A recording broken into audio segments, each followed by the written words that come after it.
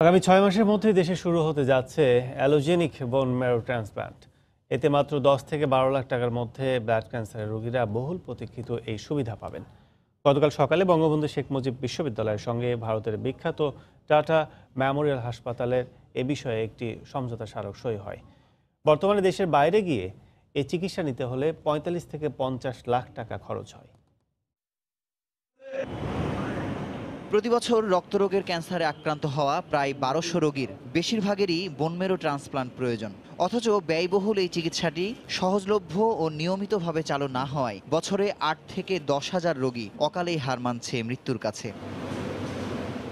এ অবস্থায় রোববারে bone marrow transplant পূর্ণাঙ্গভাবে চালুর লক্ষ্যে বঙ্গবন্ধু শেখ মুজিব মেডিকেল বিশ্ববিদ্যালয়ের সঙ্গে ভারতের মুম্বাইয়ের টাটা মেমোরিয়াল সেন্টারের সমঝোতা চুক্তি স্বাক্ষরিত হয়েছে।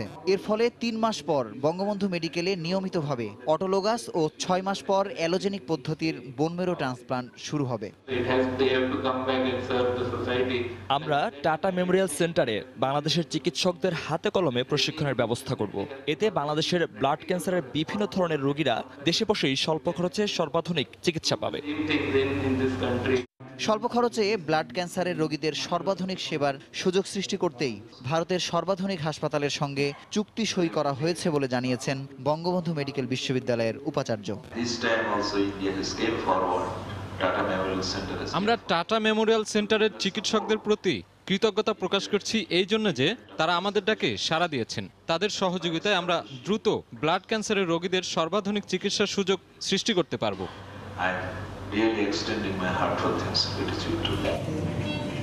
অটোলোগাস ট্রান্সপ্লান্টের সুযোগ বিস্তৃত হলে রোগীদের বিদেশমুখিতা অনেকাংশেই কমবে। পাশাপাশি ভিসা জটিলতা, ফলো আপ চিকিৎসা সহ বিদেশে ৪৫ থেকে ৫০ লাখ টাকার বিপরীতে মাত্র ১০ থেকে ১২ লাখ টাকায় অ্যালোজেনিক বোন ম্যারো ট্রান্সপ্লান্টের সুযোগ পাবেন ভুক্তভোগীরা।